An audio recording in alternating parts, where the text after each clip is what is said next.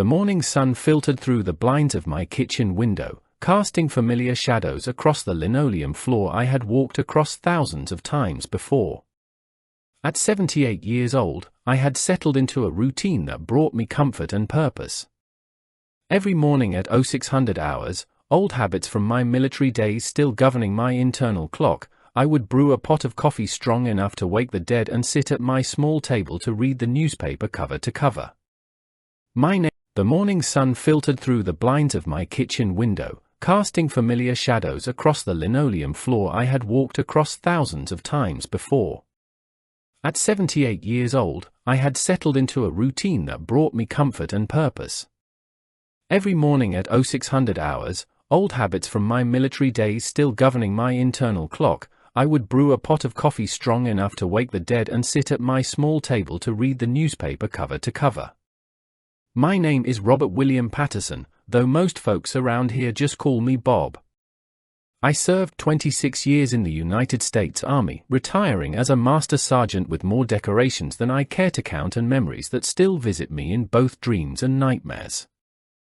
After hanging up my uniform, I had purchased this modest two-bedroom house in a quiet neighborhood where children rode bicycles on sidewalks and neighbors still waved when they passed by. The house suited me perfectly. Nothing fancy, mind you, just a place where a man could live with dignity and independence. I had my workshop in the garage where I repaired small engines and helped neighbors with their mechanical troubles.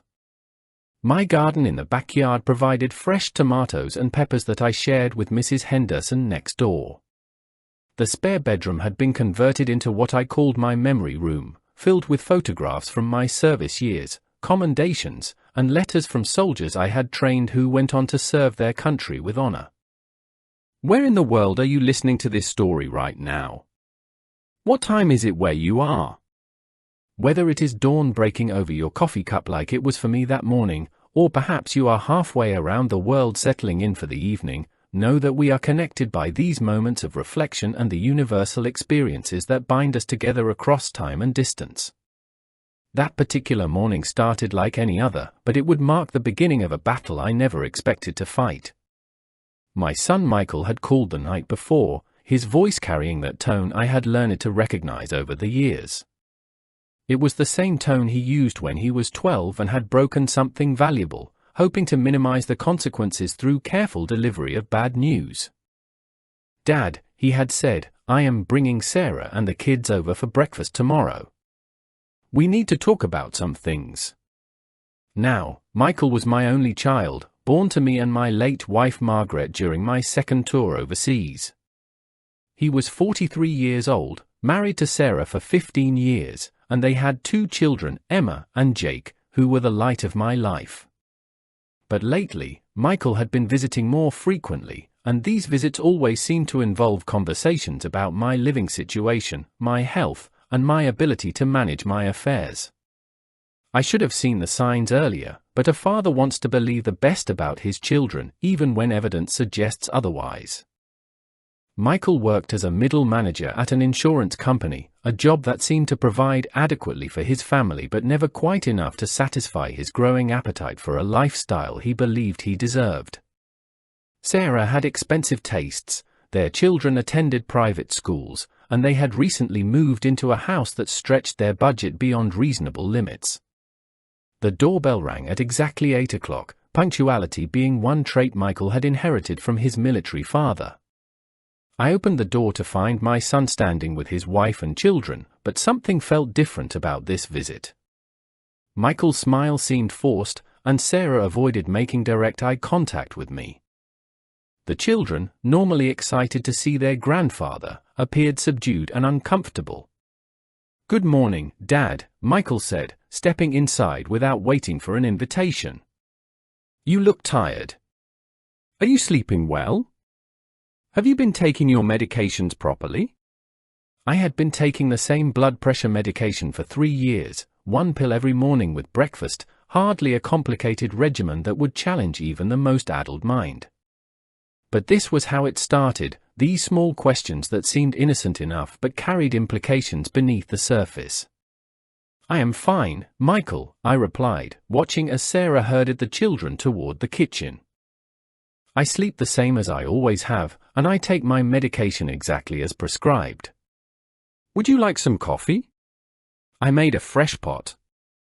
We settled around my kitchen table, the same table where I had eaten breakfast every morning for 12 years, where I had helped my grandchildren with homework, where I had shared countless meals with friends and neighbors. But this morning, the atmosphere felt charged with tension I could not quite identify. Michael began the conversation with what seemed like casual small talk, asking about my recent activities, my health, my social connections. But I noticed he was taking notes on a small pad he pulled from his shirt pocket, jotting down my responses as if he were conducting an interview rather than visiting his father. "Dad," he said, setting down his coffee cup with deliberate care, "Sarah and I have been talking, and we are concerned about some things. Mrs. Henderson mentioned that you left your garden hose running all night last Tuesday. And Mr. Peterson said you asked him the same question about his lawn mower 3 times in one conversation. These little things, they add up, and we think maybe it is time to consider some changes." I felt my chest tighten, not from any medical condition but from the recognition of what was happening. The garden hose had been running because I had been watering my new tomato plants and had gone inside to answer the phone when my old friend Charlie called from Arizona. We had talked for over an hour about our grandchildren and his recent heart surgery, and yes, I had forgotten about the hose until the next morning. As for Mr. Peterson and his lawn mower, I had asked him once about the model number because I was thinking of recommending the same brand to another neighbor. If I asked follow-up questions, it was because I wanted to give accurate information, not because I was losing my mental faculties. "Michael," I said, choosing my words carefully, "I am 78 years old, not 98. I occasionally forget small things, just like every other person on this planet occasionally forgets small things. That does not mean I am losing my mind or becoming incapable of managing my own life." But he was ready for my response, pulling out what appeared to be a prepared list of incidents he had compiled, each one presented as evidence of my declining mental state. The time I had gotten confused about the date of Emma's soccer game, showing up a day early. The afternoon I had called him twice in one day, not remembering our earlier conversation. The morning I had appeared at the grocery store wearing mismatched socks. Each incident had a perfectly reasonable explanation, but Michael presented them as a pattern of concerning behavior that suggested I was no longer capable of living independently. Sarah nodded along with his presentation, occasionally adding her own observations about my appearance or behavior that she found troubling. The children sat quietly throughout this discussion, their eyes moving between their parents and their grandfather like spectators at a tennis match. I could see confusion in their faces, as if they were trying to reconcile the grandfather they knew and loved with the failing old man their parents were describing. "This is what we think would be best," Michael continued, his voice taking on the tone of someone who had rehearsed this speech multiple times. "We want you to come stay with us for a while, just temporarily, so we can make sure you are getting the care and attention you need. Sarah has already prepared the guest room, and we can arrange for someone to check on this house while you are away." The suggestion hit me like a physical blow. This house was not just my residence, it was my sanctuary, my independence, my connection to the life I had built after leaving the military. Every room held memories, every corner represented my autonomy and self-sufficiency. The idea of being relocated to my son's house, of becoming a dependent rather than the patriarch I had always been, felt like a death sentence to everything I valued about my identity. "I appreciate your concern," I said, working to keep my voice steady and reasonable, "but I am not ready to give up my independence. I live comfortably here, I maintain my home and property, I have good relationships with my neighbors, and I am perfectly capable of managing my own affairs. If you are worried about specific issues, we can discuss them and find solutions that allow me to remain in my own home." But Michael had anticipated this response as well. He began talking about the responsibilities of family, about how much easier it would be for everyone if I were closer to them, about the peace of mind it would give them to know I was safe and supervised. He mentioned assisted living facilities, home health aides, and other arrangements that would ensure my safety while respecting my desire for independence. The conversation continued for another hour, with Michael presenting his case and me defending my position. But I began to realize that this was not really a discussion or a negotiation. Michael had already made his decision, and this visit was simply the opening move in a campaign to relocate me whether I agreed or not. As they prepared to leave, Michael hugged me goodbye, but it felt different from his usual embraces. This hug felt like sympathy, like the kind of gesture you give to someone who is no longer quite whole. "Dad," he said, "I want you to think about what we discussed today.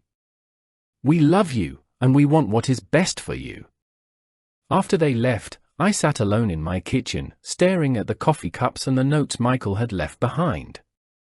The house felt smaller somehow, as if the walls had moved closer together during the conversation.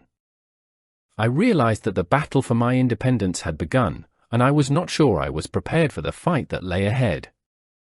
The days following Michael's visit carried a strange weight, as if the very air in my house had thickened with unspoken tension. I tried to maintain my normal routines, but I found myself second-guessing every small action, wondering if forgetting where I placed my reading glasses or taking a moment to remember a neighbor's name would somehow be reported back to my son as further evidence of my declining mental state. It started subtly at first. Mrs. Henderson, who had been my neighbor for over a decade, began asking me unusual questions during our morning conversations over the fence. "How are you feeling today, Bob? Are you remembering to eat regular meals? Have you been sleeping well?" Her tone carried a new note of concern that had not been there before, and I realized that Michael must have spoken to her about his worries regarding my condition. The following Tuesday, I encountered Mr. Peterson while retrieving my mail from the box at the end of my driveway. Instead of our usual brief exchange about weather or neighborhood happenings, he launched into a detailed explanation of how his own father had experienced memory problems in his later years. He described the signs they had missed, the importance of family intervention, and the relief they had felt when they finally convinced the old man to accept help with his daily affairs. I listened politely, but the message was clear. My son had been busy during the week since our conversation, spreading word throughout the neighborhood that his father was experiencing cognitive decline and might need assistance or monitoring. The humiliation of this realization burned in my chest like acid. By Thursday, the pattern had become unmistakable. 3 different neighbors had approached me with similar conversations, each one carefully constructed to seem like natural concern while actually serving as intelligence-gathering missions. They asked about my medications, my driving, my ability to manage household tasks, and my social connections. Each question felt like a probe designed to uncover evidence that would support Michael's narrative about my failing mental capacity. I wonder how many of you listening to this story have experienced something similar with your own families. Perhaps you have watched as well-meaning relatives began to question your judgment, your independence, or your ability to manage your own life. The gradual erosion of respect and autonomy can be devastating, especially when it comes from those who should be your strongest supporters. That evening, I received a phone call from Dr. Martinez, my primary care physician for the past 8 years. "Bob," he said, "your son Michael called my office today with some concerns about your health and cognitive function. He has requested a comprehensive evaluation to assess your mental acuity and ability to live independently. I want you to know that I have scheduled an appointment for you next Monday at 10 o'clock. I felt my hands tremble slightly as I held the phone, not from any neurological condition but from the anger and betrayal that coursed through my system. Michael had gone behind my back to involve my doctor in his campaign to have me declared incompetent. The appointment Dr. Martinez described was not a routine checkup but an evaluation designed to provide medical justification for the changes Michael wanted to impose on my life. "Doctor," I said, working to keep my voice steady, "I appreciate your concern, but I want to be clear that I did not request this evaluation. I feel perfectly capable of managing my own healthcare decisions, and I would prefer to schedule any appointments myself rather than having my son make medical decisions on my behalf. Dr. Martinez paused before responding, and I could hear the discomfort in his voice. Bob, I understand this is a difficult situation. Family members often notice changes before the patient does, and it is important that we address any concerns that might affect your safety or well-being. The evaluation will be completely confidential, and the results will help us determine the best path forward for your continued health and independence. After hanging up the phone, I sat in my recliner staring at the wall where my military commendations hung in neat rows. 26 years of service, deployments to 3 different combat zones, responsibility for training hundreds of young soldiers, and leadership roles that required split-second decisions affecting human lives. Yet my own son believed I was no longer capable of remembering to take a blood pressure pill or water my garden without supervision. The weekend brought a visit from my daughter-in-law Sarah, who arrived Saturday morning with a casserole and what she described as a desire to spend time with her father-in-law. But her agenda became clear within minutes of her arrival. She began inspecting my refrigerator, checking expiration dates on food items and expressing concern about my eating habits. She examined my bathroom medicine cabinet, questioning the organization of my medications and suggesting that I might benefit from a pill organizer to prevent confusion. Sarah moved through my house like a housing inspector, noting dust on shelves, dishes in the sink, and what she characterized as general neglect of housekeeping standards. She took photographs with her phone, claiming she wanted to show Michael how I was maintaining my living space. Each picture felt like evidence being gathered for a case I had not yet realized I was defending. Bob, she said, settling into my kitchen chair with a cup of coffee, Michael and I have been talking about your situation, and we want you to know that we are here to help. We understand that getting older can be challenging, and we think you might be more comfortable and safer if you came to stay with us for a while. Just until we can figure out the best long-term solution for everyone. The phrase long-term solution chilled me to the bone. This was not a temporary arrangement they were proposing but a permanent change to my living situation. They had already decided that I could no longer be trusted to live independently, and they were simply going through the motions of presenting it as a choice rather than an ultimatum. I have lived in this house for 12 years, I told her, and I have managed my affairs successfully for 78 years. I am not ready to give up my independence because of a few minor incidents that have been blown out of proportion. I appreciate your concern, but I am perfectly capable of continuing to live here on my own. Sarah nodded sympathetically, but I could see she was simply waiting for me to finish speaking rather than actually listening to my words. She had her own prepared responses, her own list of concerns, and her own arguments for why my resistance was simply further proof of my diminished capacity to make rational decisions about my own life. The conversation continued for another hour, with Sarah presenting increasingly elaborate scenarios about what might happen if I fell, if I forgot to turn off the stove, if I became confused and wandered away from home. Each hypothetical disaster was presented as an inevitable consequence of my continued independence rather than the remote possibilities they actually represented. When she finally left, I realized that the campaign against my autonomy had entered a new phase. Michael was no longer simply expressing concern about my well-being, he was actively building a case for my incompetence that would justify removing me from my home and placing me under his control. The medical evaluation, the neighbor conversations, the inspection of my living conditions, all of it was designed to create a paper trail that would support his ultimate goal of gaining legal authority over my life and affairs. That night, I lay in bed staring at the ceiling and wondering how I had become a problem to be solved rather than a father to be respected. The house around me felt both like a fortress I needed to defend and a prison I might soon be forced to abandon.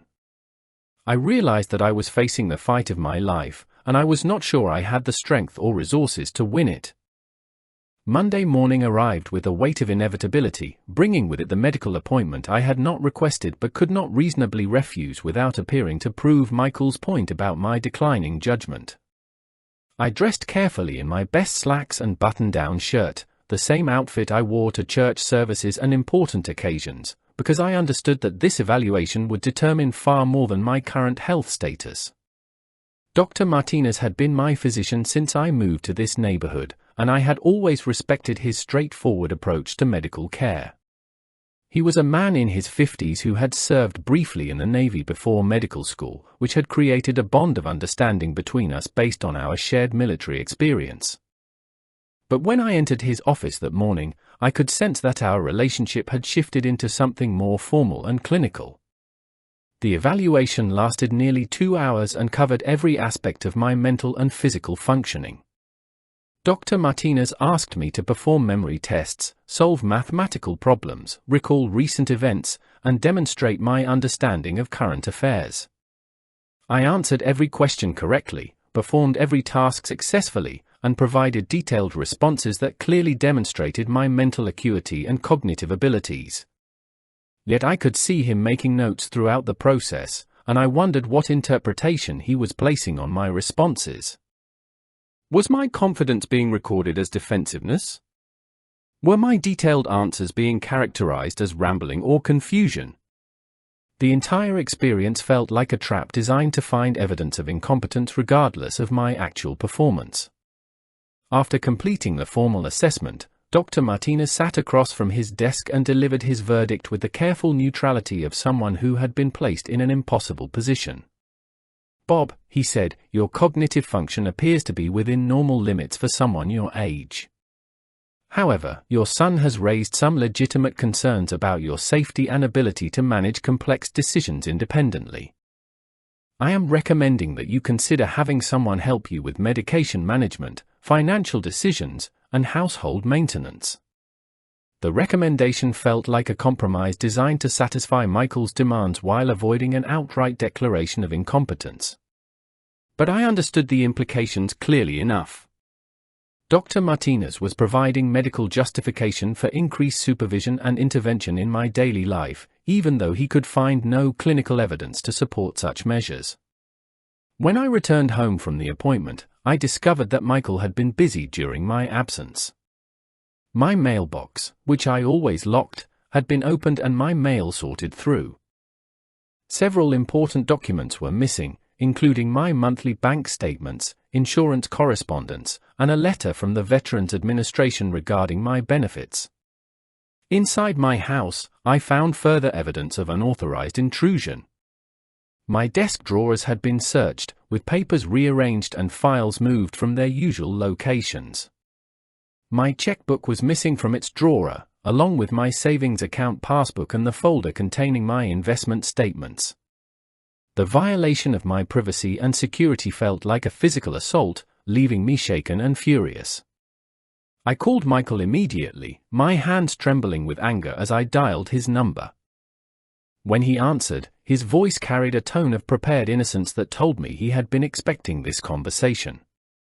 "Michael," I said, "someone has been in my house while I was at the doctor. My mail has been tampered with, and several important financial documents are missing. Do you know anything about this?" "Dad," he replied with exaggerated patience, "I came by to check on things while you were out. I noticed that your mail was piling up and your important papers were scattered around in a disorganized way. I thought it would be helpful to gather everything together and make sure nothing important got lost or misplaced." The casual way he described this invasion of my privacy was almost more infuriating than the act itself. He had entered my home without permission, searched through my personal belongings, and taken possession of my financial documents, all while presenting himself as a helpful son looking out for his father's best interests. "I want my documents returned immediately," I told him. "You had no right to take my personal papers, and I want them back in my possession by this evening." There was a pause before Michael responded, and when he spoke again, his tone had shifted to something harder and more determined. "Dad, we need to talk about this situation rationally. Dr. Martinez called me after your appointment today, and he agrees that you need some assistance managing your affairs. Sarah and I have decided that it would be best if we help you organize your finances and make sure all your important documents are kept in a safe place. The phrase "we have decided" hit me like a slap across the face. My son and his wife had made decisions about my life and property without consulting me, without my consent, and apparently with the tacit approval of my own physician. I was being treated like an incompetent child rather than a man who had successfully managed his own affairs for nearly 8 decades. Over the following days, the campaign against my independence accelerated dramatically. Michael began appearing at my house daily, usually with some pretext about checking on my well-being or helping with household tasks. But each visit involved further encroachment on my autonomy and privacy. He arranged for a cleaning service to come to my house twice a week, claiming that I was no longer maintaining adequate housekeeping standards. He had my telephone service modified to include caller identification and call blocking features that he controlled, ostensibly to protect me from scammers but actually to monitor and restrict my communications. Most disturbing of all, Michael had begun spreading his concerns about my mental state to a wider circle of family members, friends, and professional contacts. My nephew called from California to express his worry about reports of my declining condition. My barber mentioned that Michael had stopped by to discuss my confused behavior during recent visits. Even my insurance agent had received calls about my ability to understand and manage my policies. The systematic destruction of my reputation and credibility was methodical and thorough. Michael was creating a narrative of cognitive decline that would justify any future actions he chose to take regarding my living situation and financial affairs. Each person he contacted became another witness to support his version of events, another voice that could testify to my supposed incompetence if legal intervention became necessary. I began to understand that I was facing more than family disagreement or generational conflict. This was a calculated campaign designed to strip away my independence, my dignity, and ultimately my freedom. Michael had decided that I was an obstacle to be removed rather than a father to be respected, and he was willing to destroy my reputation and relationships to achieve his goals. The walls of my house, which had always represented security and autonomy, began to feel like they were closing in around me. Every day brought new evidence that my son was systematically dismantling the life I had built, piece by piece, relationship by relationship, until I would have no choice but to submit to his version of what was best for my remaining years. But deep inside me, something harder and more determined was beginning to stir. I had not survived 26 years in the military, multiple combat deployments, and the challenges of building a life after service by surrendering when faced with adversity. Michael had made a fundamental miscalculation about his father, and he was about to discover that this old soldier still had some fight left in him. The revelation came on a Thursday afternoon when I least expected it, delivered through the cruel accident of a misdirected phone call that would change everything I thought I understood about my son's motivations and the scope of his betrayal. I had been working in my garage, rebuilding the carburetor on Mrs. Henderson's lawn mower, when my telephone rang inside the house. By the time I wiped the grease from my hands and reached the kitchen, the answering machine had picked up the call. I was about to delete what I assumed was another telemarketing message when I heard Michael's voice speaking to someone I could not identify. The connection was poor, filled with static that suggested he was calling from his cell phone, probably not realizing that his call had connected to my answering machine instead of wherever he had intended to reach. What I heard in those few minutes would shatter any remaining illusions I had about my son's character and intentions. "Listen," Michael was saying to his unknown conversation partner, "the old man is putting up more resistance than we expected, but it's actually working in our favor. Every time he argues or gets defensive, it just proves our point about his mental state. Dr. Martinez is on board now, and we should have the competency evaluation completed within the next 2 weeks." There was a pause while the other person responded, and then Michael continued with a tone of cold calculation that I had never heard from him before. "The house is worth at least $400,000, maybe more in this market. The old fool has been sitting on a goldmine while we've been struggling to make ends meet. Once we get guardianship established, we can sell the property and move him into assisted living. Even after paying for his care, there should be plenty left over to handle our financial situation. My legs gave out beneath me, and I sank into the kitchen chair as the full scope of Michael's scheme became clear. This was not about concern for my well-being or worry about my safety. This was a calculated plan to have me declared mentally incompetent so that he could gain legal control over my assets and liquidate everything I had worked for throughout my lifetime. The conversation continued with Michael discussing timelines, legal procedures, and financial projections with the detached professionalism of someone planning a business transaction rather than the destruction of his father's life. He mentioned consulting with an attorney about guardianship procedures, researching assisted living facilities that would accept what he called difficult patients, and coordinating with Sarah to present a united front during the competency proceedings. But what devastated me most was hearing him refer to me as the old fool, as if I were an obstacle to be removed rather than the man who had raised him, supported him through college, and helped him establish his career and family.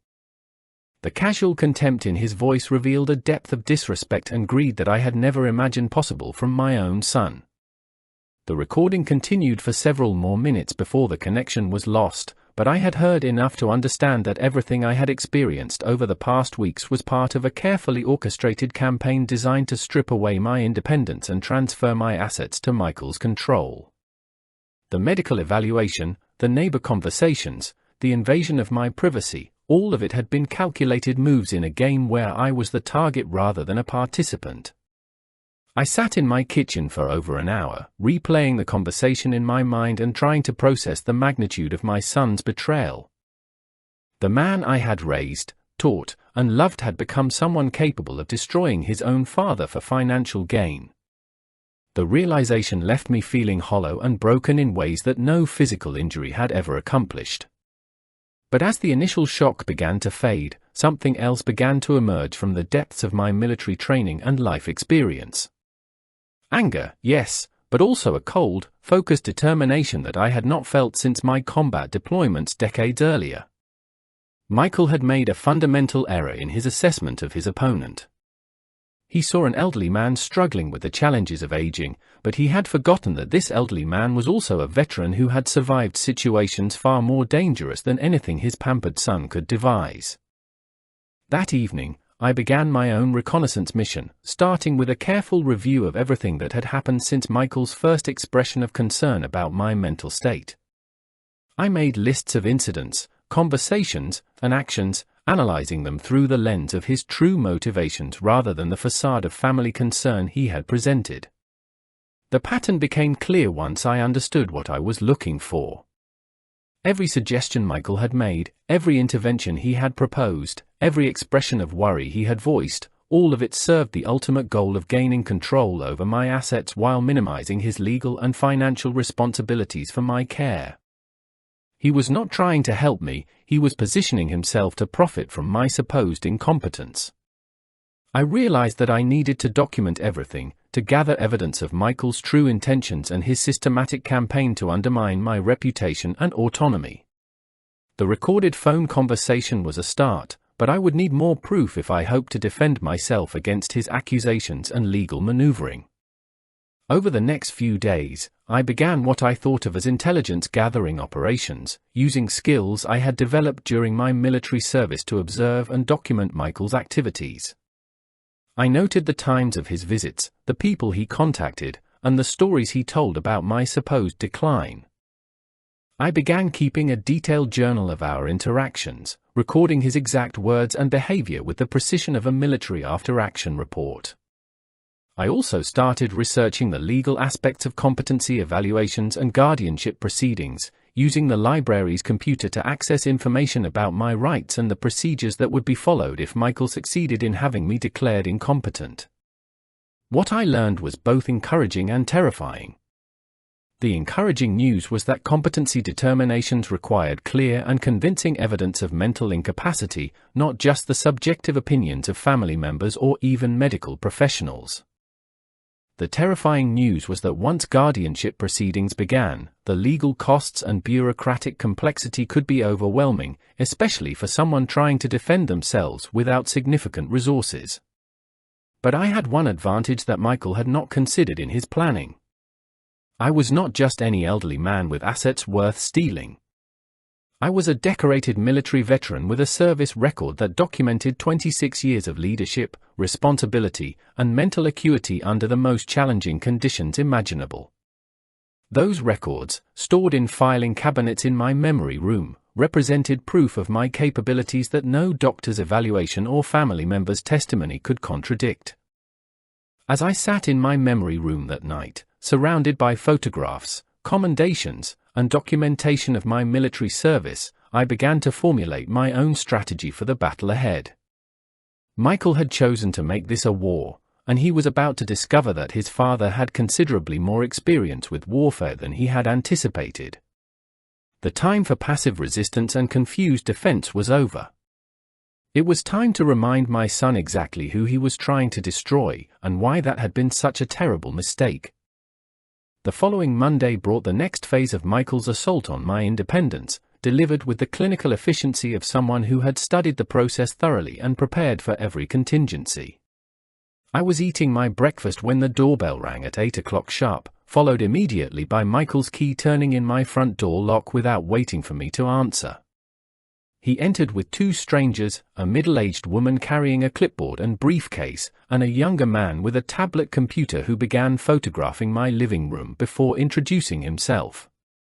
Michael's face wore an expression of determined sadness, as if he were reluctantly fulfilling a painful but necessary duty rather than orchestrating my downfall for his own financial benefit. "Dad," he said in a voice loud enough for his companions to hear clearly, "these are the professionals we discussed. This is Ms. Catherine Williams from Adult Protective Services, and this is David Chen from the County Assessor's Office. They're here to conduct the home safety evaluation we talked about." I had never discussed any such evaluation, and the presence of these official representatives made it clear that Michael had moved beyond family pressure into the realm of government intervention. Ms. Williams introduced herself with the practiced efficiency of someone who conducted these assessments regularly, explaining that they were here to evaluate my living situation and determine whether I could continue to reside safely in my own home. "Mr. Patterson," she said, consulting her clipboard, "your son has expressed concerns about your ability to maintain this property and manage your daily activities independently. We need to conduct a thorough assessment of your living conditions, your physical capabilities, and your understanding of safety protocols." The evaluation lasted 3 hours and covered every aspect of my home and personal habits with microscopic attention to detail. They examined my refrigerator for expired food, my bathroom for safety hazards, my bedroom for fall risks, and my garage for potential dangers. They tested my knowledge of emergency procedures, my ability to operate household appliances, and my understanding of medication management. Throughout the process, Michael provided running commentary on incidents he claimed demonstrated my declining capabilities.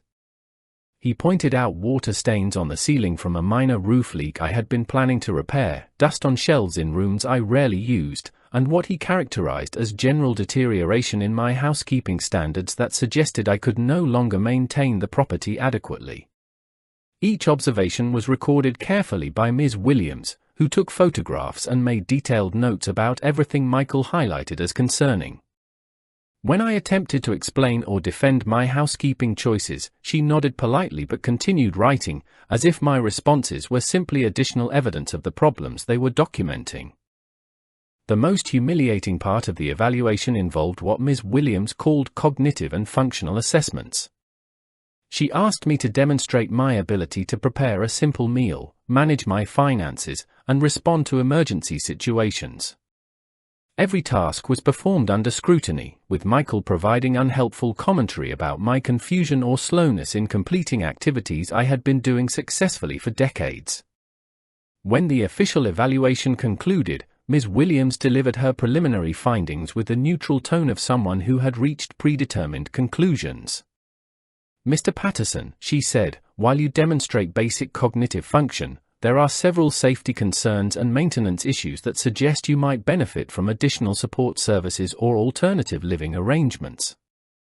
She recommended a formal competency evaluation by a court-appointed psychiatrist, consideration of in-home care services, and exploration of assisted living facilities that could provide appropriate supervision and support.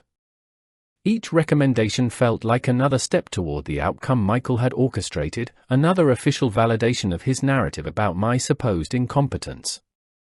After the officials left, Michael remained behind to discuss what he characterized as the next steps in ensuring my safety and well-being. His tone had shifted from false concern to something approaching triumph, as if the morning's events had confirmed everything he had been saying about my declining condition. "Dad," he said, settling into my kitchen chair as if he owned the place, "I know this is difficult, but you have to face reality. The professionals agree that you can't continue living here alone. Sarah and I have found a very nice assisted living facility that has an opening next month. It's clean, safe, and they provide 3 meals a day plus all the medical supervision you need." The facility he described sounded like a prison disguised as a healthcare center, complete with structured activities, medication supervision, and restricted access to personal belongings. The monthly cost he quoted was nearly 3 times my current living expenses, which would quickly exhaust my savings and require the sale of my house to fund my continued incarceration. "I am not moving to an assisted living facility," I told him with as much firmness as I could manage. "This is my home, and I am perfectly capable of continuing to live here independently.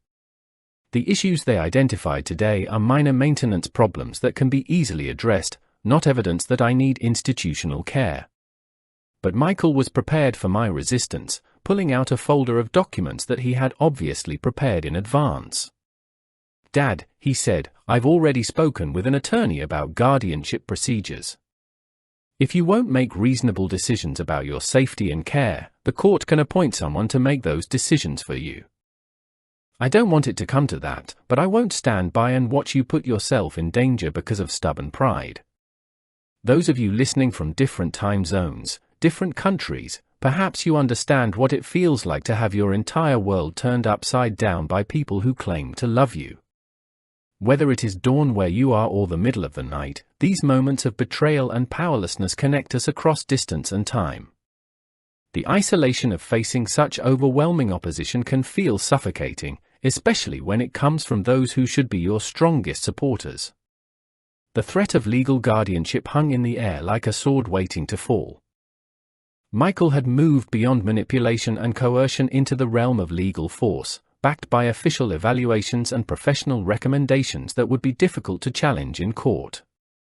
He had created a paper trail that painted me as an incompetent old man who needed protection from his own poor judgment. That afternoon, after Michael finally left, I sat in my memory room surrounded by the evidence of a lifetime of service, achievement, and responsibility. The contrast between the man documented in those military records and the failing elderly person described in the morning's evaluation was so stark that it seemed like they were talking about 2 completely different people. I realized that I had reached the lowest point in this battle for my independence and dignity. Michael had successfully enlisted government agencies, medical professionals, and legal authorities in his campaign to have me declared incompetent. The walls were closing in from every direction, and my options for resistance seemed to be disappearing rapidly. But in the depths of that despair, something fundamental began to shift inside me.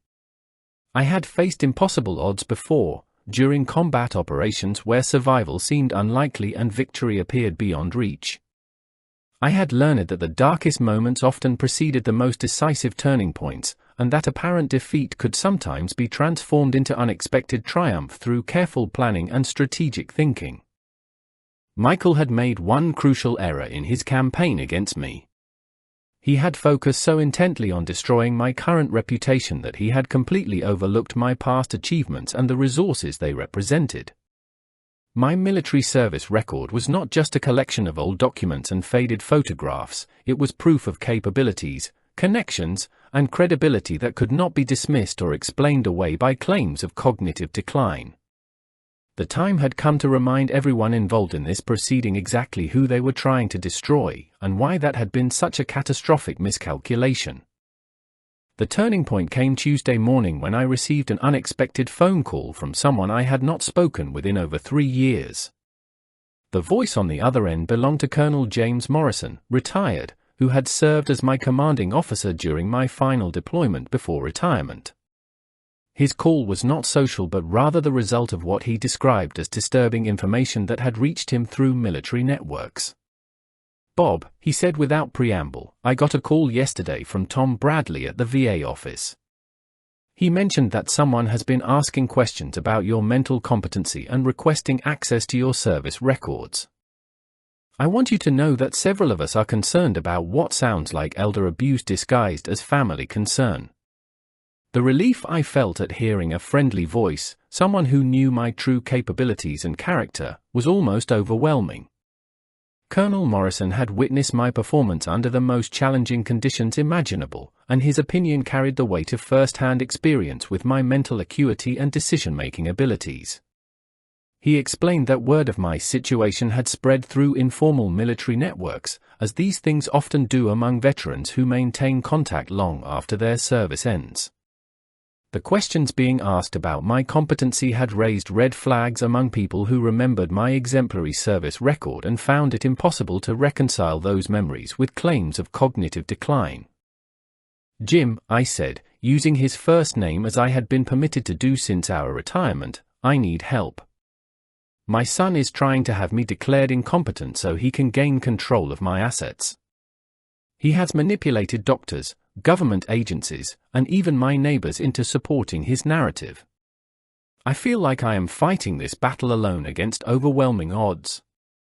The colonel listened carefully as I described the events of the past month, occasionally asking clarifying questions that demonstrated his understanding of both military tactics and legal procedures.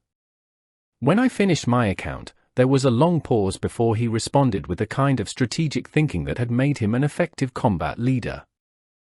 "Bob," he said, "your son has made a fundamental error in his intelligence gathering. He has focused entirely on your current civilian life while completely ignoring your military background and the resources it represents. We need to remind everyone involved in this proceeding exactly who they're dealing with and why their current assessment is so completely wrong." Over the next hour, Colonel Morrison outlined a strategy that would transform my defensive position into an offensive campaign. The first step involved gathering character witnesses from my military service, people who could testify to my leadership capabilities, mental acuity, and decision-making skills under extreme pressure. He already had a list of contacts who would be willing to provide written statements or court testimony about my competency. The second element of his plan involved obtaining my complete military service record, including classified performance evaluations, commendation citations, and leadership assessments that documented my capabilities throughout my 26-year career. These records would provide objective evidence of my mental abilities that no family member could contradict or explain away. Most importantly, Colonel Morrison explained how my military background gave me access to legal resources and advocacy services specifically designed to protect veterans from exploitation. The Veterans Administration had attorneys who specialized in elder abuse cases involving former military personnel, and my service record would make me a priority case for their intervention. I wonder how many of you listening can relate to the importance of standing up for yourself, no matter your age or circumstances. Sometimes the people who should support us become the greatest threats to our independence and dignity. Having allies who truly understand your worth and capabilities can make the difference between victory and defeat in these personal battles. By Thursday, Colonel Morrison had mobilized what he jokingly called the Old Soldiers Network on my behalf. I received calls from former subordinates who had become successful business executives, fellow veterans who worked in legal and medical fields, and retired officers who maintained connections in government agencies. Each conversation reinforced my confidence and provided additional resources for the fight ahead. Master Sergeant Patricia Williams, who had served under my command during her early career and was now a senior administrator at the local VA medical center, offered to conduct an independent cognitive evaluation that would carry significant weight in any legal proceeding. Her assessment would be based on military standards for mental acuity and decision-making capability rather than the civilian medical standards that Michael had manipulated. Lieutenant Colonel David Rodriguez, retired, who had become a successful attorney specializing in veterans' rights, agreed to represent me in any guardianship proceedings that Michael might initiate. His understanding of both military service records and elder law would provide the specialized expertise I needed to defend myself effectively. Perhaps most valuable of all was the offer from Colonel Morrison himself to serve as my primary character witness. His testimony about my military service, leadership capabilities, and mental competency would carry enormous weight with any judge or medical professional involved in the case. As these allies rallied to my support, I began to feel something I had not experienced since this ordeal began: hope. The isolation and despair that had nearly overwhelmed me started to lift as I realized that I was not fighting this battle alone. The bonds forged during military service had endured across decades and distance, creating a network of support that Michael had never anticipated. That weekend, I spent hours in my memory room, not wallowing in nostalgia but conducting what military personnel call a detailed intelligence preparation of the battlefield. I reviewed my service records systematically, identifying the most compelling evidence of my competency and leadership abilities. I organized documentation chronologically, prepared summaries of my most significant achievements, and assembled a comprehensive picture of my capabilities that would be impossible to dismiss or minimize. The transformation in my perspective was dramatic. Instead of feeling like a helpless victim being pushed around by forces beyond my control, I began to think like the military leader I had once been. This was a tactical situation that required careful planning, strategic thinking, and decisive action based on superior intelligence and resources. Michael had revealed his position and intentions through his premature celebration and careless communications.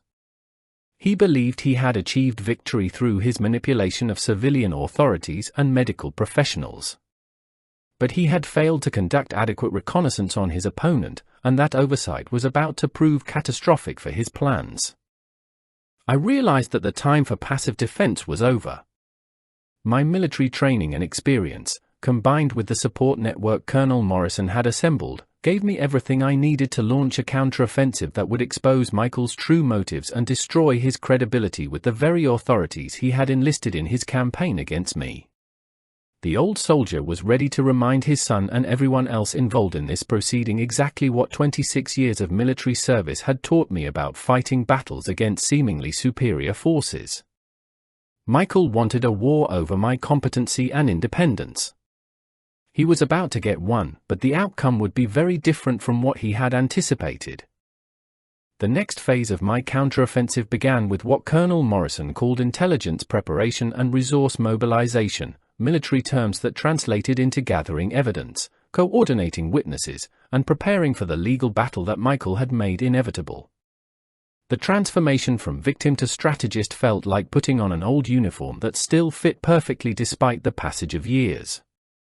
Monday morning brought the arrival of my complete military service record, delivered by special courier from the Department of Defense Archives. The package contained over 200 pages of documentation spanning my entire 26-year career, including performance evaluations, commendation citations, training records, and leadership assessments that painted a picture of sustained excellence and mental acuity under the most challenging conditions. As I reviewed these documents, I was reminded of accomplishments I had not thought about in years. Multiple deployments to combat zones where I had been responsible for the lives and training of hundreds of young soldiers. Commendations for leadership under fire, innovative problem solving, and maintaining unit effectiveness during extended operations. Performance evaluations that consistently rated me in the top percentile for decision-making, strategic thinking, and mental resilience. The contrast between the competent military leader described in these official records and the failing elderly man portrayed in Michael's narrative was so stark that no reasonable person could reconcile the two characterizations. These documents represented objective evidence of my capabilities that had been evaluated and documented by military professionals whose careers depended on accurate assessment of personnel. Tuesday brought a visit from Master Sergeant Patricia Williams, who conducted what she called a comprehensive cognitive and functional assessment based on military standards for leadership and decision-making capability. Unlike the civilian evaluation that had focused on housekeeping and medication management, her assessment measured strategic thinking, crisis response, and complex problem-solving skills that were relevant to real-world competency. The evaluation lasted for hours and included scenario-based exercises that tested my ability to analyze complex situations, develop strategic responses, and make decisions under pressure.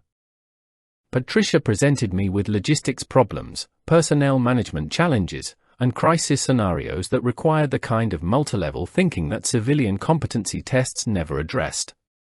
My performance on these assessments was, according to Patricia, completely consistent with someone operating at full mental capacity with the enhanced decision-making skills that come from extensive military training and experience. Her written report would provide expert testimony about my cognitive abilities that carried significantly more weight than the superficial evaluations Michael had arranged. Wednesday afternoon brought a strategy meeting in my living room that felt like a military planning session. Colonel Morrison arrived with Lieutenant Colonel Rodriguez and 2 other retired officers who had agreed to serve as character witnesses. We spent 3 hours developing what the colonel called a comprehensive defense strategy that would expose Michael's true motives while demonstrating my complete competency.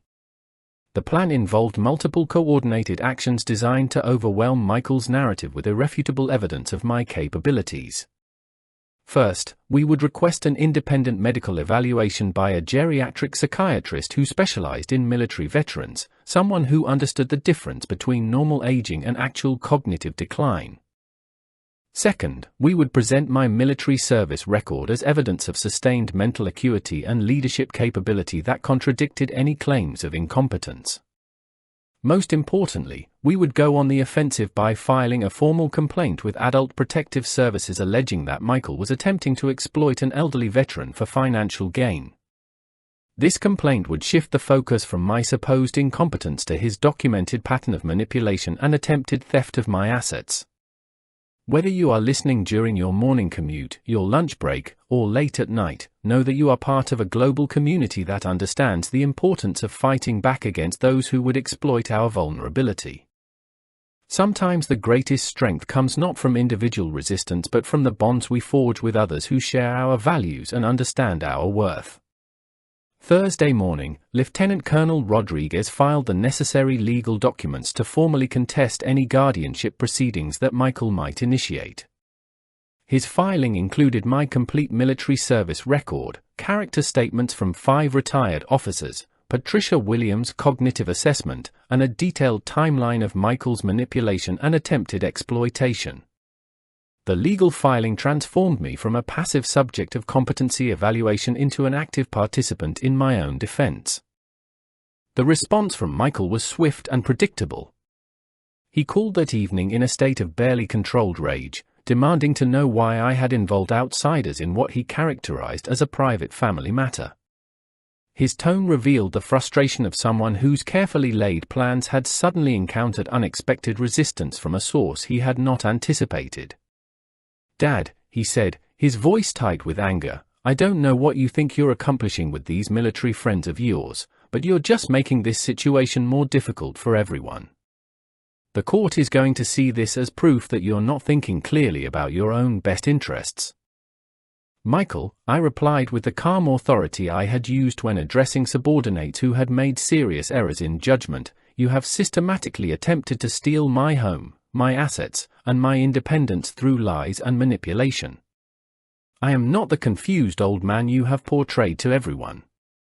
I am a decorated military veteran with 26 years of service, and I have the documentation and witnesses to prove my competency beyond any reasonable doubt."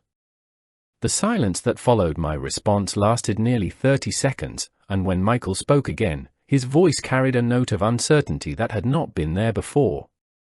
He had built his entire strategy on the assumption that I was a helpless victim who could be easily manipulated and controlled.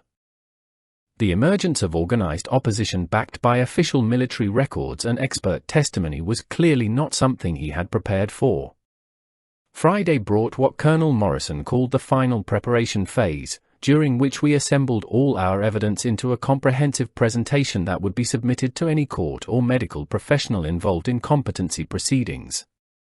The package included my military service record, character statements from military colleagues, Patricia Williams' cognitive assessment, Lieutenant Colonel Rodriguez's legal brief, and a detailed refutation of every claim Michael had made about my supposed decline.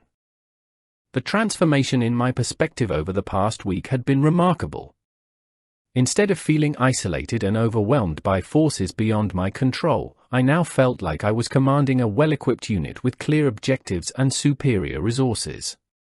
The depression and despair that had nearly paralyzed me had been replaced by focused determination and confidence in the outcome of the battle ahead. Michael had made the classic military error of underestimating his opponent while overextending his own position. He had committed significant resources to a campaign based on faulty intelligence about my capabilities and support network. His assumption that I was a helpless elderly man with no allies or resources had led him to pursue a strategy that was now doomed to catastrophic failure. As I sat in my memory room that Friday evening, surrounded by the evidence of my military service and the documentation of my current competency, I realized that the next phase of this conflict would be decisive. Michael had forced this confrontation by threatening legal action, and he was about to discover exactly what kind of opponent he had chosen to fight. The old soldier was ready for battle, and this time, I held all the advantages. The first decisive engagement in my war for independence came Monday morning when Dr. Martinez called to schedule what he described as a follow-up appointment to discuss my recent evaluations and the concerns that had been raised about my mental capacity. His tone carried the careful neutrality of someone who had been placed in an uncomfortable position between conflicting versions of the same story. "Doctor," I said, "before we schedule anything, I want you to know that I have obtained an independent cognitive assessment from Master Sergeant Patricia Williams at the VA Medical Center. Her evaluation, based on military standards for decision-making and strategic thinking, found no evidence whatsoever of cognitive decline or mental incompetence. I would like you to review her report before we proceed with any further discussions about my capabilities." The silence that followed my statement lasted long enough for me to understand that Dr. Martinez had not expected this development. His evaluation had been based largely on Michael's claims and a cursory examination that focused on civilian daily living skills rather than comprehensive cognitive assessment. The introduction of professional military evaluation standards represented a significant complication to the narrative he had been asked to support. When we met Tuesday afternoon, Dr. Martinez had clearly spent considerable time reviewing Patricia Williams' report along with the summary of my military service record that Lieutenant Colonel Rodriguez had provided. His demeanor was markedly different from our previous interactions, carrying the respectful attention that medical professionals reserve for patients whose backgrounds command serious consideration. "Mr. Patterson," he said, consulting the thick folder of documents now associated with my case, "I have reviewed the military assessment and your service records. The cognitive abilities demonstrated in Sergeant Williams' evaluation are completely inconsistent with the kind of mental decline that would justify guardianship or assisted living placement. I need to revise my earlier recommendations based on this new information." The reversal was dramatic and immediate. Dr. Martinez acknowledged that his previous assessment had been based on incomplete information and that Michael's characterizations of my behavior had been misleading at best. He formally withdrew his earlier recommendations for increased supervision and alternative living arrangements, replacing them with a clean bill of mental health that would be difficult for any court to contradict. The impact of this medical reversal became apparent Wednesday morning when Ms. Catherine Williams from Adult Protective Services called to inform me that their investigation into my living situation had been closed based on new evidence that contradicted the initial concerns that had been reported. Her tone suggested embarrassment at having been manipulated into participating in what now appeared to be a family financial dispute rather than a legitimate elder protection case. "Mr. Patterson," she said, "we have reviewed the additional documentation provided by your legal representative, including your military service record and the independent cognitive assessment. Our investigation has found no evidence to support claims that you are unable to live independently or manage your own affairs. We are closing this case and removing any recommendations for intervention or supervision." The systematic collapse of Michael's carefully constructed narrative accelerated throughout the week as each pillar of his case crumbled under scrutiny from people who understood the difference between normal aging and actual incompetence. The neighbor conversations that had seemed so damaging when viewed through the lens of cognitive decline were revealed as minor incidents that carried no significance when properly contextualized. Thursday brought the most satisfying development yet when Michael himself called to request a meeting, his voice carrying none of the confidence and authority that had characterized our previous conversations. The man who had been orchestrating my supposed incompetency evaluation was now asking for permission to visit his father, a reversal that spoke volumes about how dramatically the balance of power had shifted in this conflict. "Dad," he said when he arrived at my house that afternoon, his posture and tone completely different from his recent visits, "I think there may have been some misunderstandings about the situation. Maybe we moved too quickly with some of the evaluations and recommendations. I want you to know that our primary concern has always been your well-being and safety." The attempt to reframe his campaign as a misunderstanding rather than a calculated assault on my independence was transparently dishonest, but I recognized it as a tactical retreat by someone who had suddenly realized the weakness of his position. Michael had built his entire strategy on the assumption that I was an isolated elderly man with no resources or allies to challenge his narrative. The emergence of professional military support had completely undermined his approach. I sat across from my son in the same kitchen where he had announced his plans to relocate me to assisted living, but the dynamics of our relationship had been fundamentally altered by the events of the past 2 weeks.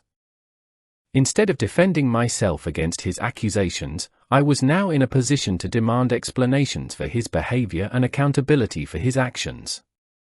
"Michael," I said, using the tone I had reserved for subordinates who had committed serious breaches of duty, "you attempted to have me declared mentally incompetent so that you could gain control of my assets and sell my home. You manipulated medical professionals, government agencies, and my neighbors to support false claims about my cognitive abilities. These were not misunderstandings but deliberate acts of exploitation designed to steal my independence and property." His response revealed the desperation of someone whose carefully planned operation had encountered overwhelming resistance from an unexpected source. He attempted to minimize his actions, reframe his motivations, and shift responsibility to Sarah and other family members who had supposedly encouraged his concerns about my well-being. But the evidence of his intentions was too comprehensive and well-documented for such denials to carry any credibility. The recorded phone conversation, the timeline of his manipulative actions, and the testimony of witnesses who had observed his behavior created a picture of calculated exploitation that could not be explained away as family concern. The meeting concluded with Michael's reluctant agreement to return all my financial documents and personal papers that he had taken without permission. His compliance was motivated not by genuine remorse but by the understanding that his position had become legally and morally indefensible in the face of overwhelming evidence of my competency. Friday afternoon brought a call from Lieutenant Colonel Rodriguez with news that completed my victory in this phase of the conflict. The complaint we had filed with Adult Protective Services alleging attempted financial exploitation had been accepted for investigation, with Michael now being required to explain his actions to the same agency he had enlisted in his campaign against me.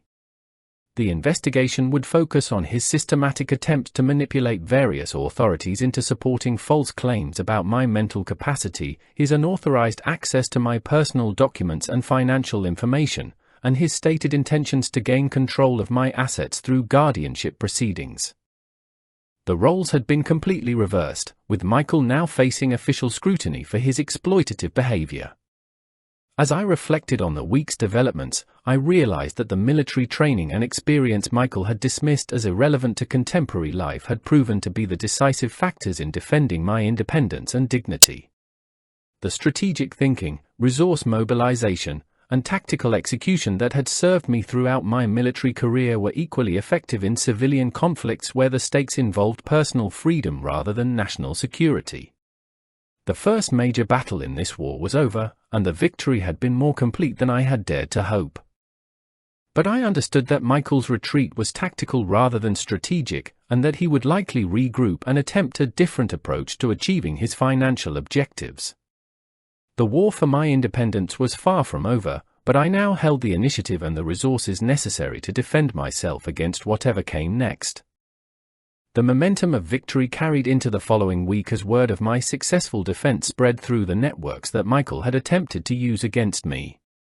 The reversal was so complete and well documented that it began to take on a life of its own, with various professionals and agencies re-examining their roles in what was now clearly revealed as an attempted exploitation scheme rather than legitimate elder care concerns. Monday morning brought an unexpected visit from Mr. Peterson, my neighbor who had been enlisted in Michael's campaign to document my supposed decline.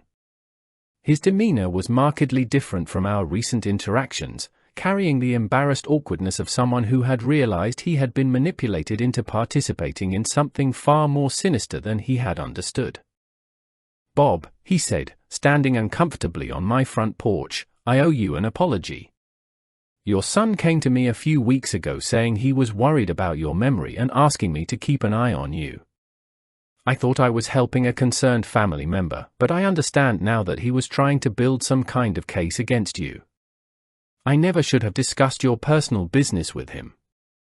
The apology was gratifying, but more importantly, it represented another crack in the foundation of Michael's credibility within the community.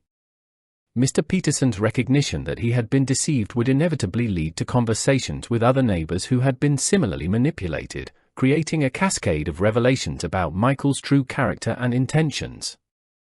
Tuesday brought a more significant development when Mrs. Henderson called to inform me that she had been contacted by someone from Adult Protective Services asking questions about Michael's behavior and his interactions with neighborhood residents.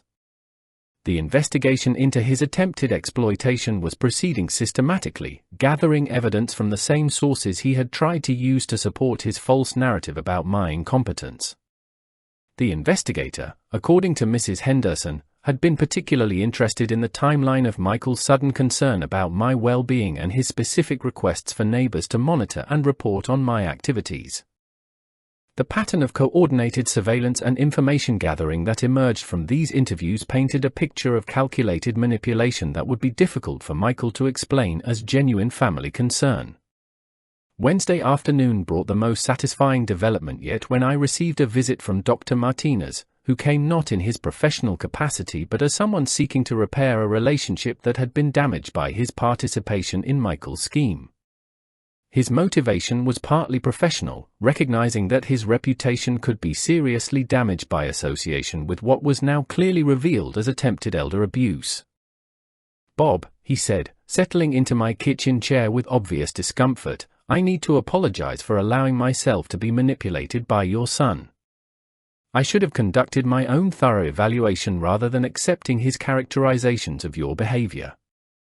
Your military service record and the independent assessment make it clear that my initial recommendations were completely inappropriate." The doctor's reversal was more than just personally satisfying, it represented a professional validation of my competency that would carry significant weight in any future legal proceedings. His willingness to acknowledge his error publicly would make it virtually impossible for Michael to find other medical professionals willing to support claims of my cognitive decline. Thursday brought news that the investigation into Michael's behavior had expanded beyond Adult Protective Services to include the county attorney's office, which was examining whether his actions constituted criminal fraud or elder abuse under state law.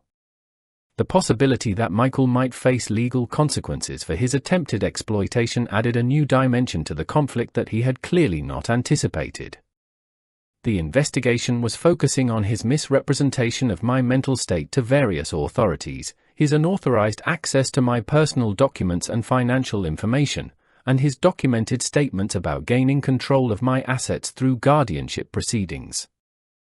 Each element of his campaign was being examined for potential criminal liability, transforming him from prosecutor to defendant in the legal system he had tried to manipulate. Friday morning brought a call from Colonel Morrison with intelligence about Michael's current situation that demonstrated how completely his position had deteriorated. The Colonel's network of contacts had learned that Michael was now scrambling to find legal representation for himself, having discovered that his actions were under investigation by multiple agencies and that his employment at the insurance company was being reviewed in light of questions about his character and judgment. "Bob," the Colonel said with obvious satisfaction, "your son's supervisor at the insurance company has become aware of the elder abuse investigation and is conducting an internal review of his employment status." Companies in the financial services industry take a very dim view of employees who attempt to exploit elderly family members, as it raises serious questions about their trustworthiness with client assets. The professional consequences Michael was facing represented a form of justice that went beyond my personal vindication.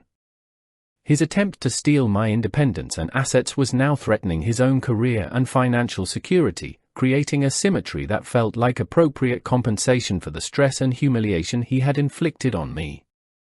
That afternoon, I received an unexpected phone call from Sarah, who had been conspicuously absent from recent developments despite her central role in the early stages of Michael's campaign. Her voice carried a tone of desperate damage control, suggesting that she was now fully aware of how badly their scheme had backfired and was attempting to distance herself from the consequences. "Bob," she said, speaking rapidly as if she had rehearsed this conversation, "I want you to know that I never supported the idea of moving you out of your house. Michael was the one who insisted that you needed supervision, and I just went along with it because I trusted his judgment. I think maybe we all misunderstood the situation and moved too quickly without getting all the facts." The attempt to rewrite history and shift responsibility entirely to Michael was transparently self-serving, but it confirmed that their united front had collapsed under the pressure of investigation and potential legal consequences. Sarah's defection represented another victory in the systematic dismantling of the coalition that had been assembled against me. As the week concluded, I realized that my counteroffensive had succeeded beyond my most optimistic expectations. Not only had I successfully defended my independence and dignity, but I had also exposed Michael's true character to everyone who had been enlisted in his campaign. The man who had tried to have me declared incompetent was now facing questions about his own judgment, ethics, and legal compliance. The transformation from isolated victim to victorious defender had been complete, but I understood that the most decisive confrontation was still ahead. Michael had suffered serious defeats, but he had not yet acknowledged complete surrender. The final battle would require me to demonstrate not just my competency but also the full scope of my capabilities and resources that he had so foolishly underestimated. The old soldier had won the preliminary engagements, but the war would not be over until Michael fully understood the magnitude of his miscalculation and the price of attempting to exploit a man who had spent 26 years defending his country and was more than capable of defending himself. The final confrontation came on a Tuesday morning that would forever mark the end of Michael's campaign against my independence and the complete vindication of everything I had fought to preserve. The setting was ironically perfect, the conference room at the county courthouse where Michael had intended to present his case for my incompetency, now transformed into the venue for his own professional and personal reckoning. The meeting had been arranged by Lieutenant Colonel Rodriguez as what he called a pre-litigation conference, designed to present our complete case to all parties involved before formal legal proceedings became necessary. Michael arrived with his hastily retained attorney, a nervous young man who had clearly been briefed on the weakness of his client's position and the strength of the evidence arrayed against him. Also present were representatives from Adult Protective Services, the county attorney's office, Dr. Martinez, and most importantly, Colonel Morrison in full dress uniform despite his retirement status. The visual impact of his military bearing and decoration served as a powerful reminder of the institutional support that stood behind my defense. The proceedings began with Lieutenant Colonel Rodriguez presenting what he called the complete military service record of Master Sergeant Robert William Patterson, a document package that consumed nearly 30 minutes to review in its entirety. Each commendation, each performance evaluation, each leadership assessment was read aloud with deliberate precision, creating an overwhelming picture of sustained mental excellence under the most challenging conditions imaginable. The contrast between the competent military leader described in these official records and the failing elderly man portrayed in Michael's accusations was so stark that it bordered on the absurd. No reasonable person could reconcile 26 years of exemplary service with claims of cognitive decline severe enough to justify guardianship or institutional care. Colonel Morrison then took the floor to provide what he characterized as professional testimony about my capabilities based on first-hand observation during combat operations. His presentation was delivered with the authority of someone whose career had depended on accurate assessment of personnel under extreme stress, and his conclusions about my mental acuity carried the weight of life-and-death decision-making experience. "Gentlemen," he said, addressing the room with command presence that filled the space, "I have observed Sergeant Patterson's performance during multiple combat deployments where the lives of hundreds of soldiers depended on his judgment and decision-making ability. The man described in these competency concerns bears no resemblance whatsoever to the military leader I know and have worked with under the most demanding conditions possible." The impact of his testimony was immediate and devastating to Michael's position. The county attorney's representative took notes throughout the presentation, clearly recognizing that any legal proceeding based on Michael's accusations would be impossible to pursue in the face of such overwhelming professional contradiction. For those of you listening around the world at this moment of truth, whether it is morning where you are or deep into the night, understand that justice sometimes comes not through dramatic gestures but through the patient presentation of facts that cannot be denied or explained away. The bonds forged through shared service and mutual respect can provide strength that transcends time and distance. The presentation of my defense consumed over 2 hours, but the real drama began when the focus shifted to Michael's actions and motivations. The county attorney's representative presented a timeline of his behavior that revealed the systematic nature of his attempted exploitation, supported by recorded conversations, witness statements, and documentary evidence that painted a picture of calculated fraud rather than family concern. The recorded phone conversation in which Michael discussed selling my house and moving me to assisted living while referring to me as the old fool was played in its entirety, filling the conference room with his own words describing his true intentions. The impact on everyone present was profound, particularly on Michael himself, who seemed to shrink physically as his voice filled the room with evidence of his greed and contempt. His attorney attempted damage control by suggesting that the conversation had been taken out of context or that Michael's frustration had led him to express himself poorly. But the systematic pattern of manipulation, documented through multiple sources and spanning several weeks, made it impossible to characterize his actions as anything other than deliberate attempted exploitation. Dr. Martinez then provided his revised professional assessment, formally withdrawing his earlier recommendations and acknowledging that he had been misled about my actual condition.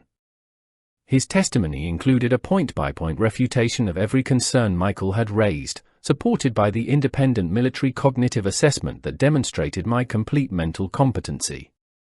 The representative from Adult Protective Services presented their findings from the investigation into Michael's behavior, which had uncovered a pattern of misrepresentation and manipulation that constituted attempted elder abuse under state law.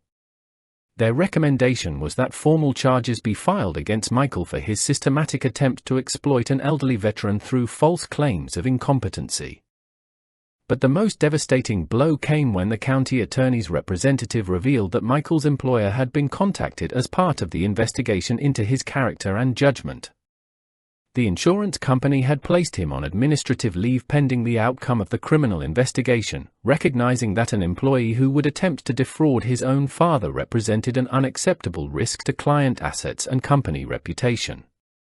Michael's attorney requested a brief recess to consult with his client, and when they returned, it was clear that the weight of evidence had finally penetrated Michael's delusions about his position.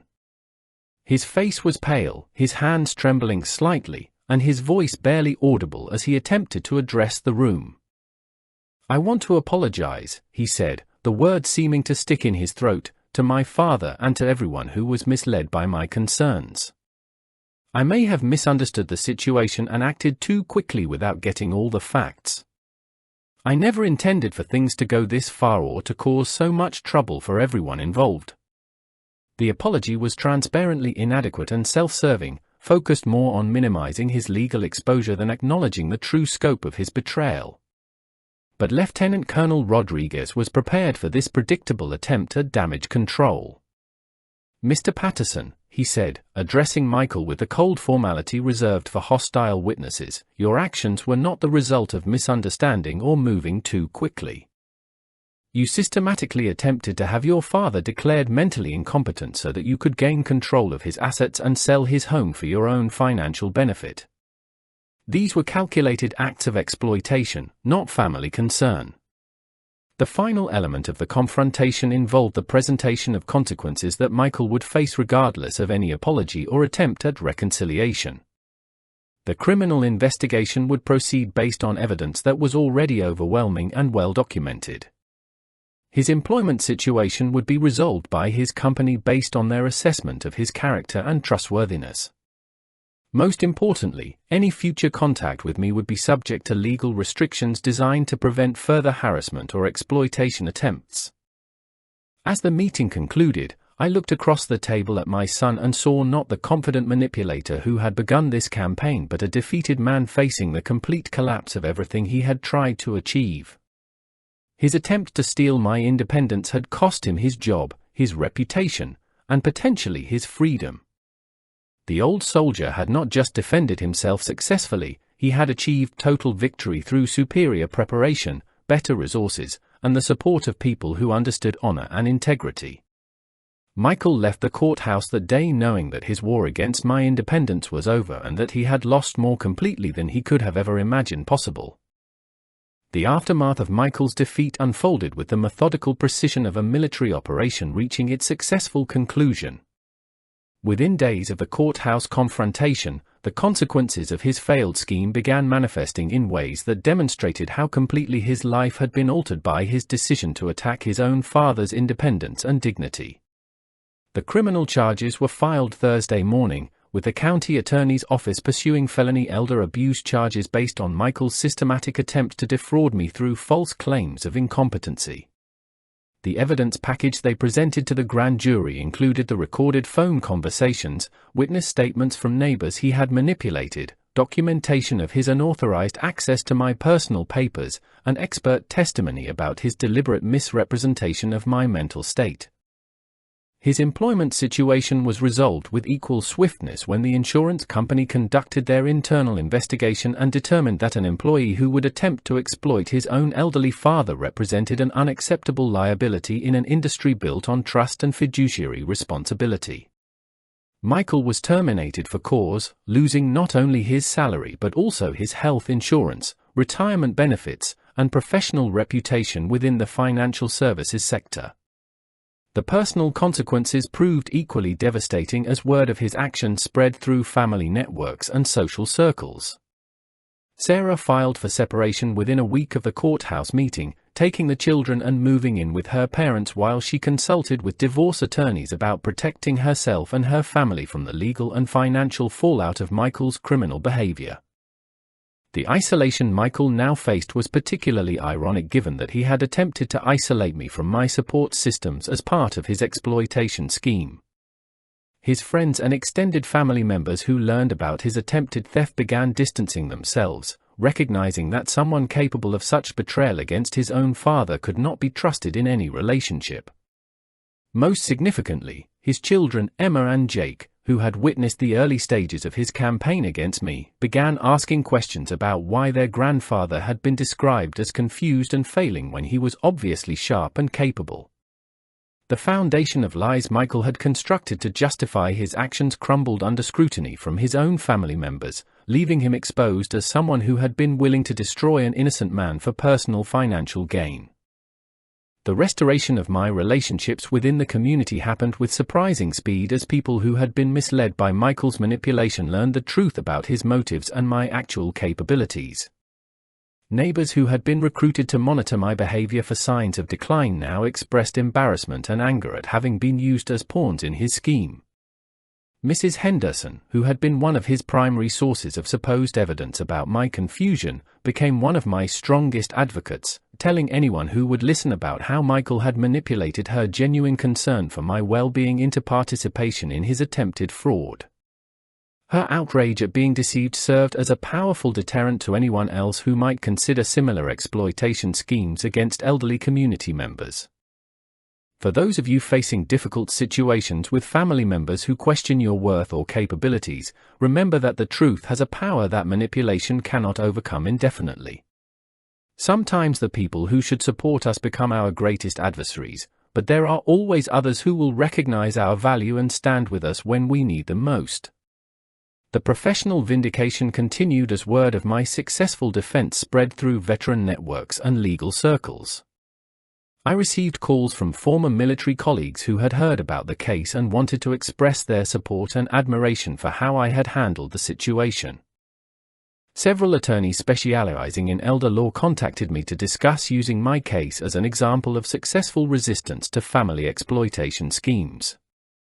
Most gratifying was a visit from Colonel Morrison, who came not in his official capacity as a character witness but as a friend celebrating a victory that demonstrated the enduring value of military training and brotherhood. We spent an afternoon reviewing the tactical aspects of my defense, analyzing what had worked and why Michael's strategy had been doomed from the beginning. The colonel's assessment was that Michael had made the classic military error of failing to gather adequate intelligence about his target before launching his operation. His assumption that I was an isolated, defenseless elderly man had led him to pursue a strategy that was completely inappropriate for engaging someone with extensive military training and connections. We also discussed the broader implications of my successful defense for other veterans who might face similar exploitation attempts. The precedent established by my case, with its emphasis on military service records as evidence of mental competency, could provide a template for defending other elderly veterans against family members or caregivers who might attempt to exploit their vulnerability. The legal resolution came sooner than expected when Michael's attorney approached Lieutenant Colonel Rodriguez about a plea agreement that would avoid the publicity and expense of a full trial. Michael was willing to accept probation, community service, and mandatory restitution in exchange for pleading guilty to attempted elder abuse and fraud charges. The proposed agreement included provisions that would permanently restrict his access to my personal information and finances, require him to maintain a specified distance from my home, and subject him to ongoing supervision that would prevent future exploitation attempts. Most importantly, it would create a permanent legal record of his attempted fraud that would follow him for the rest of his life. While I felt some satisfaction at his willingness to accept responsibility for his actions, I also experienced an unexpected sadness at the complete breakdown of our father-son relationship. The man who had attempted to steal my independence was still my child, and the necessity of defending myself against him had created wounds that might never fully heal. But I also recognized that his actions had revealed a character flaw that made any future relationship impossible without the legal protections now being put in place. Trust, once broken so completely and deliberately, could not be restored through apologies or good intentions alone. The community response to my victory extended beyond personal vindication to broader awareness about elder exploitation and the importance of supporting vulnerable community members against family predators. Local media coverage of the case generated discussions about warning signs of elder abuse and resources available to help seniors defend themselves against manipulation. As the month concluded, I found myself in a position stronger than I had ever imagined possible when this ordeal began. Not only had I successfully defended my independence and dignity, but I had also exposed Michael's true character, created legal precedents for protecting other veterans, and demonstrated that age and supposed vulnerability were no match for proper preparation and strong allies. The old soldier had not just won a defensive battle, he had achieved a victory so complete that it would serve as a warning to anyone else who might consider similar exploitation schemes. The cost to Michael had been devastating and permanent, while my own position had been strengthened beyond anything I had possessed before his attack began. 6 months after the courthouse confrontation that ended Michael's campaign against my independence, I found myself sitting in the same kitchen where this ordeal had begun, but everything about my circumstances had been transformed by the events that had tested and ultimately strengthened my resolve to live with dignity and autonomy. The legal proceedings had concluded with Michael's acceptance of a plea agreement that included 3 years of probation, 200 hours of community service at a veterans facility, and a permanent restraining order that prohibited him from contacting me or attempting to interfere with my personal affairs. The irony of requiring him to serve elderly veterans as part of his punishment for exploiting his own veteran father was not lost on anyone involved in the case. The financial restitution he was required to pay covered my legal expenses and the costs associated with defending myself against his accusations, but more importantly, it served as a permanent reminder of the price he had paid for his greed and betrayal. His criminal record would follow him for the rest of his life, affecting his ability to find employment in the financial services industry and serving as a warning to future employers about his character and trustworthiness.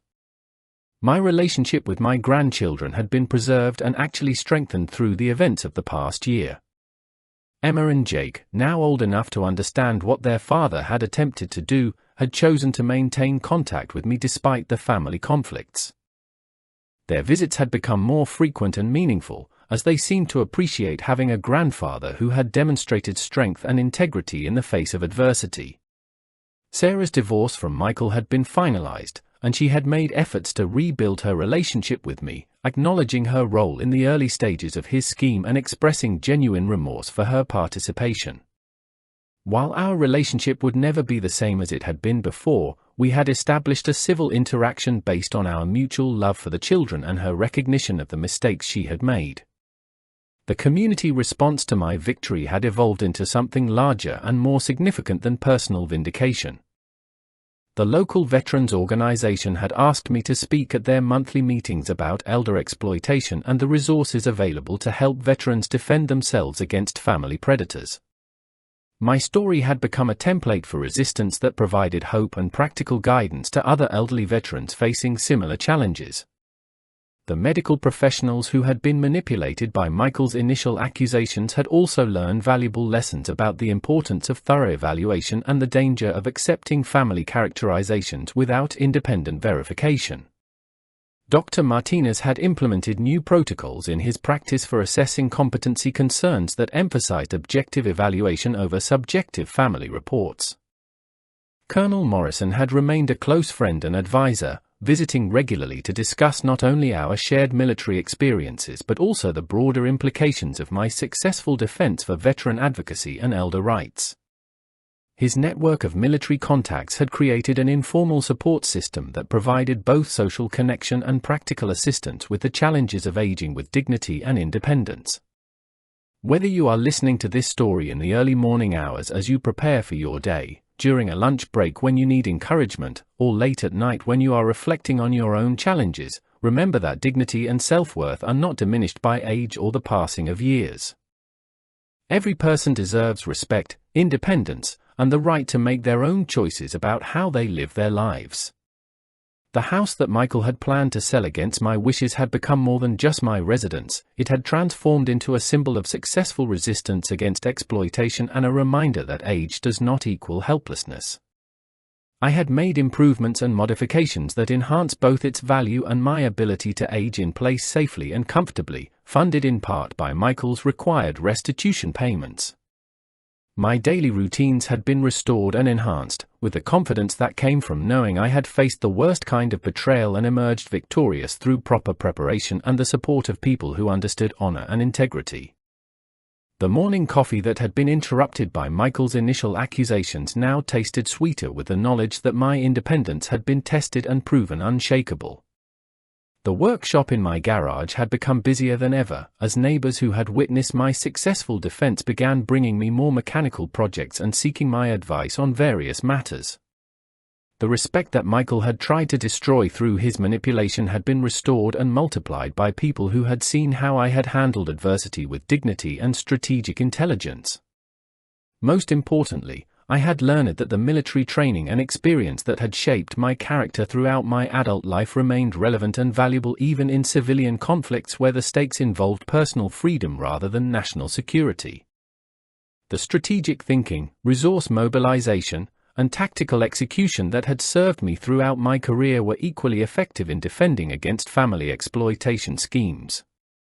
The memory room where I had planned my defense strategy had been reorganized to include documentation of this recent victory alongside my military commendations and service records.